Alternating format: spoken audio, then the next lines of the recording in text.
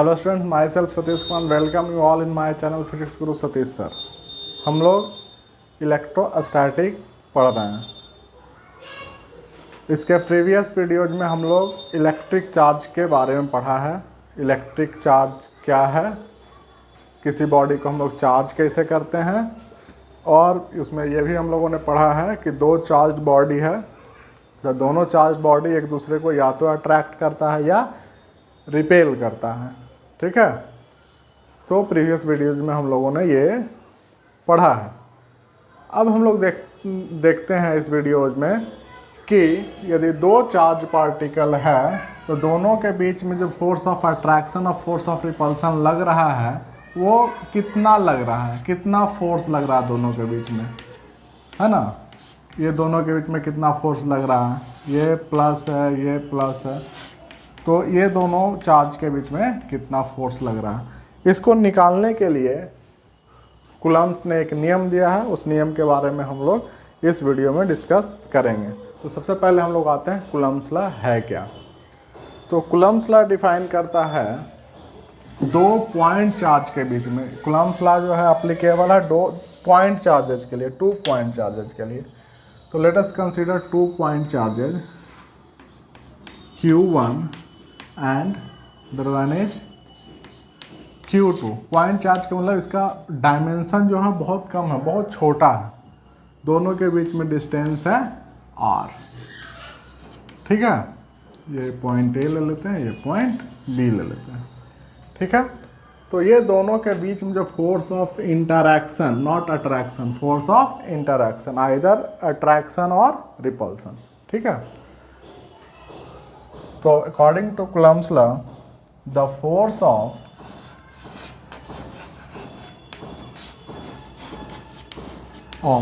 interaction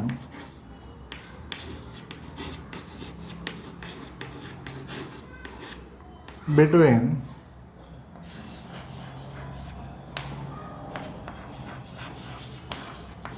two point charge is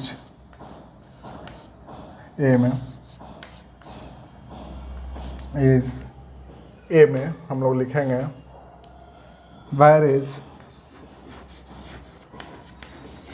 directly as the magnitude of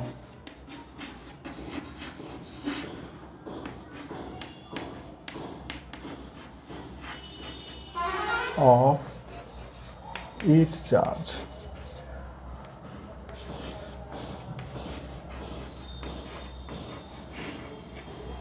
date is mathematically हम लोग लिख सकते हैं फोर्स ऑफ इंट्रैक्शन यदि F है तो directly proportional to Q1 and F is directly proportional to Q2। यानी हम लोग कंबाइन करें तो लिख सकते हैं F is directly proportional to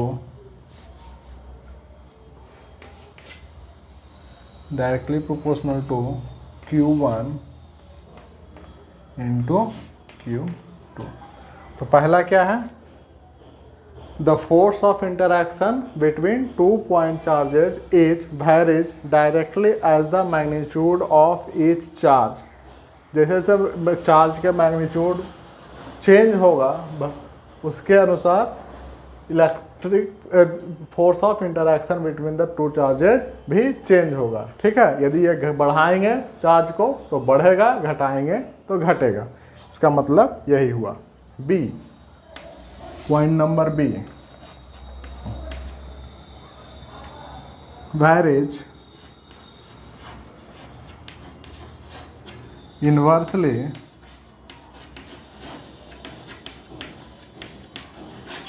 as the square of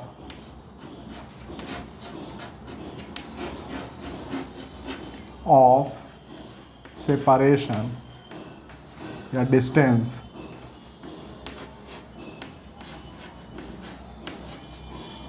between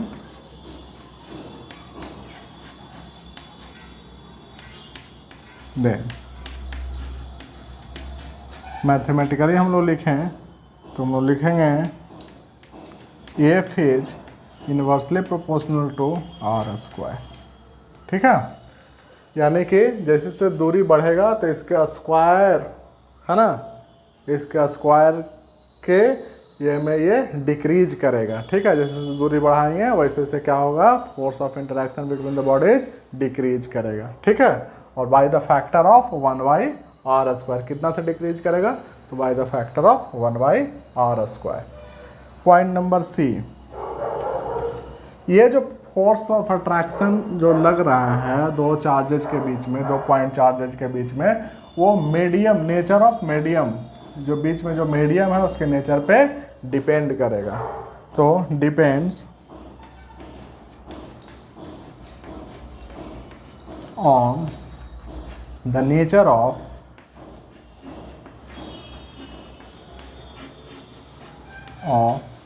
the medium, nature of the medium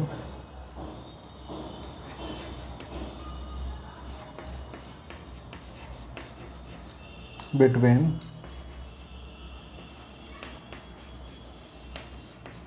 the charges।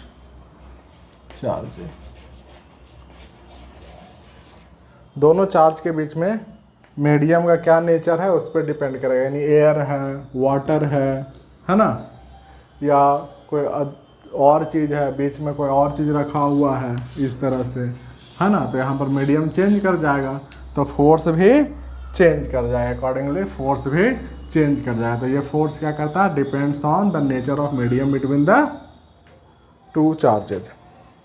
Next point number D,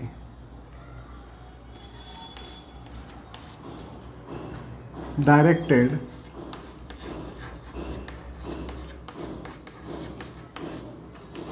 along the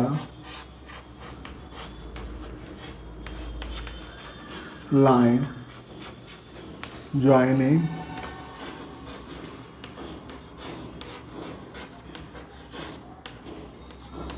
the two charges।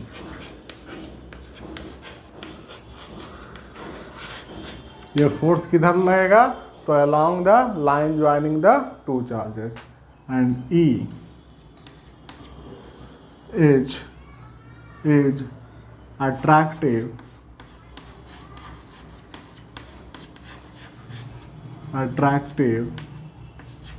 when the charges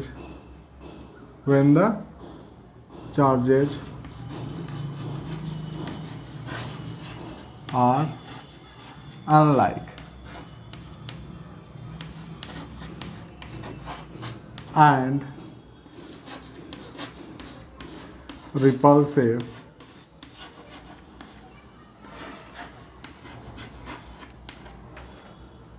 when if लिखते हैं, repulsive if the charges are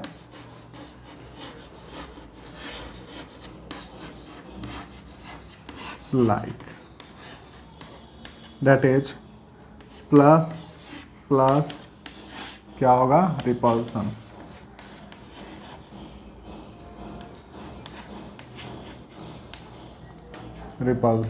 क्या होगा, plus minus क्या होगा, repulsion, और plus minus क्या होगा, attraction.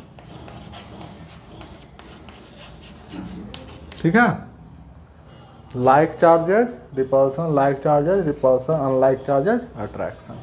तो यही 5 पॉइंट है कूलम्ब्स लॉ का। पहला क्या है, the force of interaction between 2 point charges. एक चीज़ ध्यान रखना है, पॉइंट चार्ज होगा, कूलम्ब्स लॉ पॉइंट चार्जेज के लिए ही वैलिड है।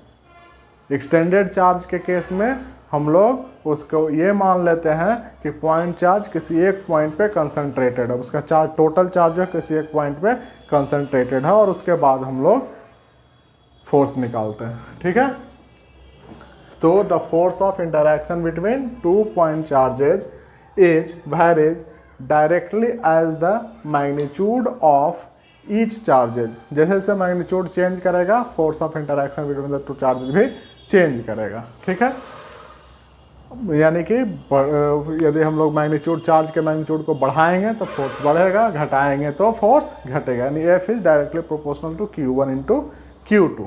Next one is where is inversely as the square of distance between them.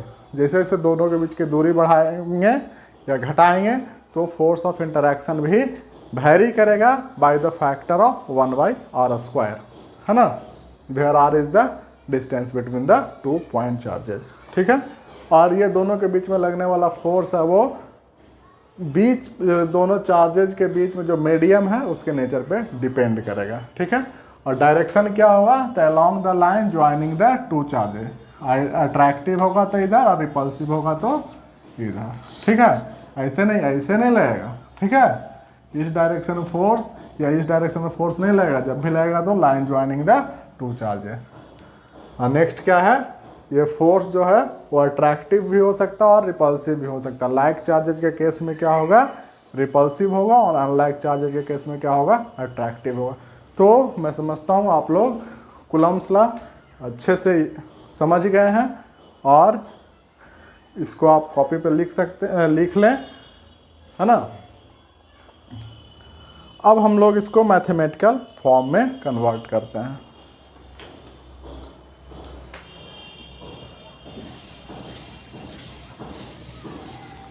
अब हम कंबाइन करेंगे, क्या क्या हमको मिला था, हमको मिला था F is directly proportional to Q1 into Q2 and F is inversely proportional to R², है ना, यही मिला था।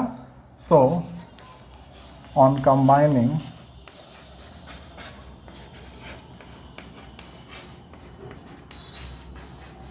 इसको इक्वेशन 1 ले लेते हैं, इसको इक्वेशन 2 लेते हैं, 1 एंड 2 क्या मिल जाएगा, F is proportional to Q1 Q2 by R²। अब इस प्रोपोर्शनल को हटाने के लिए कांस्टेंट हम लोग लेते हैं, तो लिखेंगे एफ इज इक्वल टू के into Q1 Q2 by R², where K is Coulomb constant, where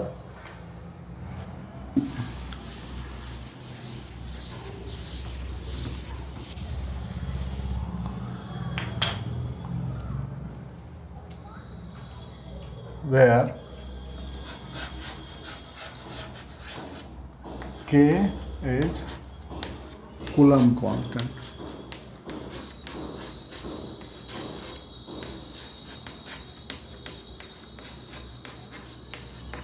ठीक है, और इसका वैल्यू कितना होगा, in case when the medium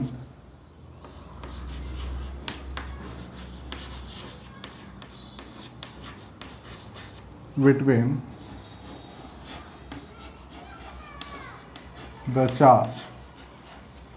the point charges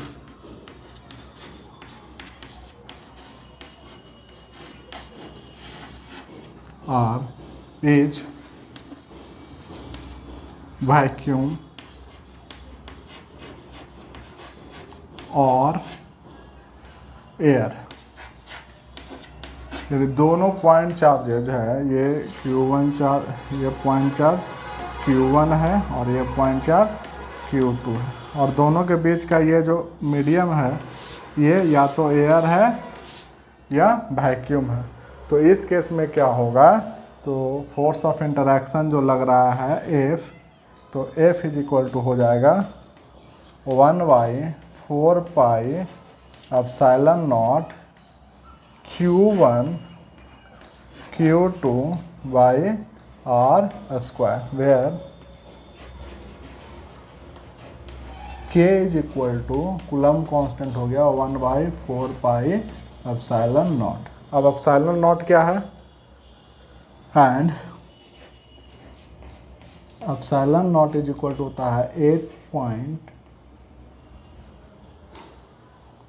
epsilon naught का वैल्यू होता, एंड एप्सिलॉन नॉट का वैल्यू होता है 8.85 into 10 to the power -12 coulomb square पर न्यूटन मीटर स्क्वायर। ये होता है किसका वैल्यू, एप्सिलॉन नॉट के। जहाँ एप्सिलॉन नॉट कहलाता है क्या है, तो एप्सिलॉन नॉट को हम लोग बोलते हैं permittivity constant of free space of air.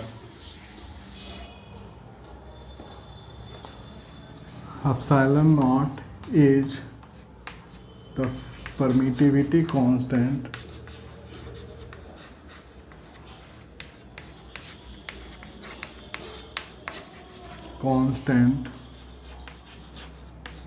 of a vacuum और एयर।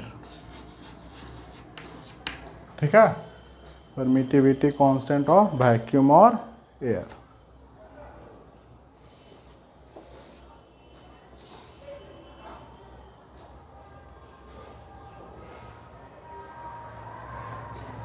परमिटिविटी एप्सिलॉन नॉट क्या है, परमिटिविटी कांस्टेंट ऑफ वैक्यूम और एयर। ठीक है, तो एयर में या वैक्यूम में फोर्स कितना होगा, तो F is equal to 1/4 epsilon naught Q1 Q2 by R square के बराबर होगा। और पूरा वैल्यू है 1/4 epsilon naught is equal to होता है 9 into 10 to the power, approximate value है ये 9 न्यूटन मीटर स्क्वायर पर कूलम्ब स्क्वायर। ठीक है, तो हम लोग सीधे लिख सकते हैं F इज इक्वल टू क्या हो जाएगा, F is equal to 9 into 10 to the power 9 newton metre square पर coulomb square into Q square Q1 Q2 by R square. ये हो जाएगा force of interaction between the two charges where magnitude of the charges Q1 and Q2 r is the distance between the charges, है ना। तो ये निकल जाएगा क्या, फोर्स। ठीक है, क्लियर है। चलिए, याद रहेगा एप्सिलॉन नॉट क्या है, परमिटिविटी कांस्टेंट ऑफ एयर और वैक्यूम। ठीक है, जब एयर या वैक्यूम नहीं होगा तो क्या होगा, जब एयर या वैक्यूम नहीं होगा तो यदि चार्ज जो है किसी अदर मीडियम में है, ठीक है, in other medium, in case of medium other than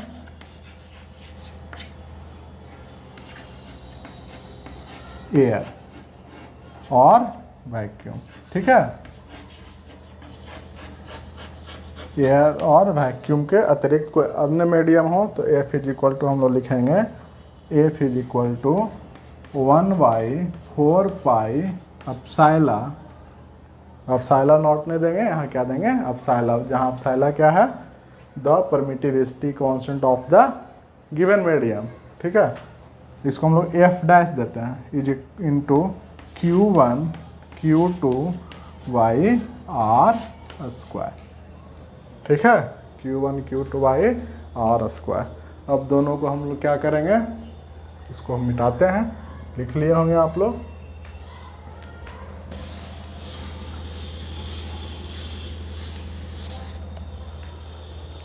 यदि दोनों का हम लोग रेशियो निकाले तो क्या हो जाएगा, F by F dash is equal to 1/4 pi epsilon naught into Q1 Q2 by R square by upon 1/4 pi epsilon into Q1 Q2 by R square. हम लोग लिखेंगे इतना इज इक्वल टू यानी कि F1 इज इक्वल टू हो जाएगा,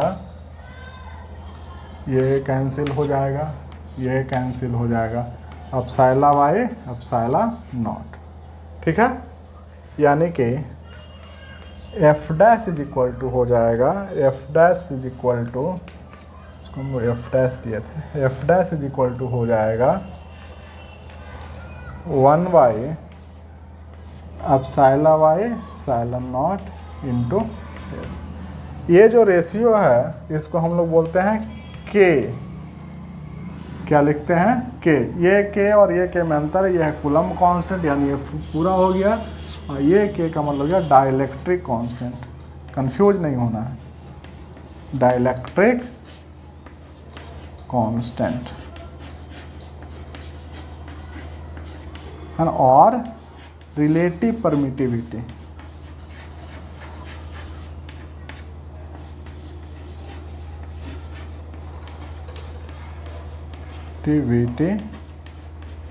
of given medium.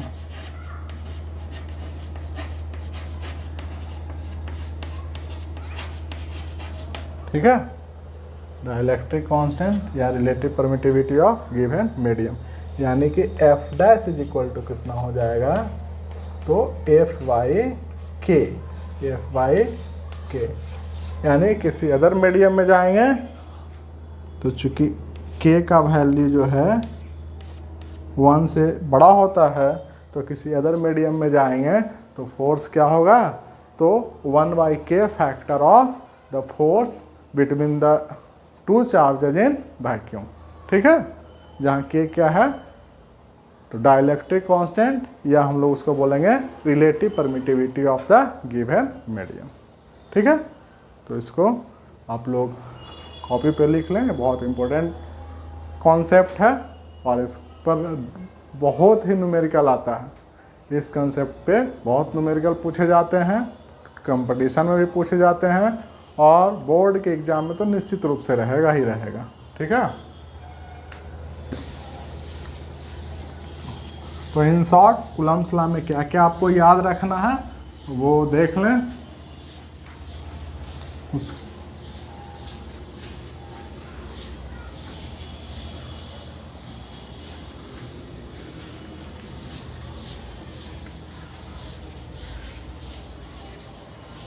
Coulomb's law में आपको क्या क्या याद रखना है ये देखना है।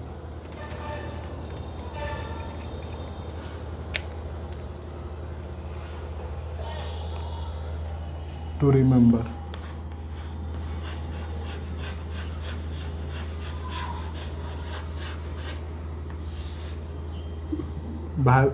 क्या, तो F is equal to 1 by 4 pi epsilon naught Q1 Q2 by R square, ये एक फॉर्मूला याद रखना है। दूसरा क्या रखना है, K इज इक्वल टू होता है अपसाइला बाई अपसाइलन नॉट। ठीक है, इसको हम लोग क्या बोलते हैं, रिलेटिव परमिटिविटी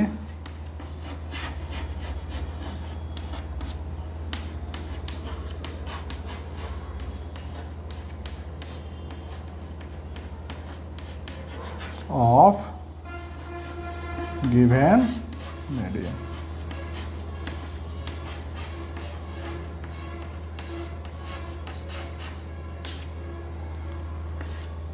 ठीक है, इसको हम लोग डाइलेक्ट्रिक कांस्टेंट भी कहते हैं। तो F is equal to F dash in case of medium, F dash is equal to क्या हो जाएगा, तो F by K, F by K, जहाँ F क्या है, where F is F force between the charges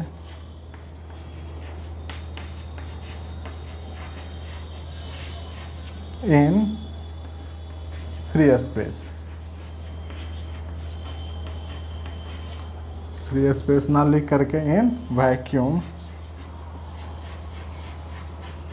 और air, and F dash is the force between the charges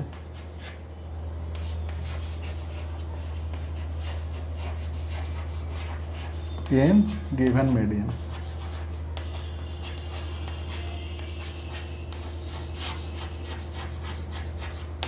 ठीक है, तो ये फॉर्मूला को हम लोग याद रखेंगे।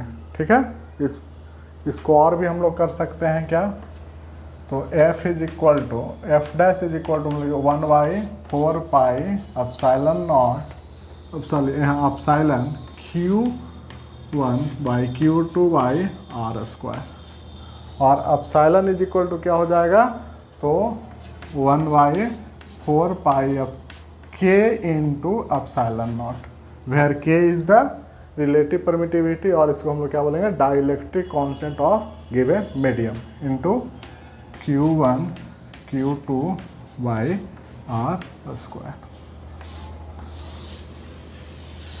ठीक है, तो इस फॉर्मूला को याद रखना है और इसका हम लोग अप्लाई करेंगे न्यूमेरिकल बनाने में। ठीक है, अब हम लोग आते हैं vector form of Coulomb's law.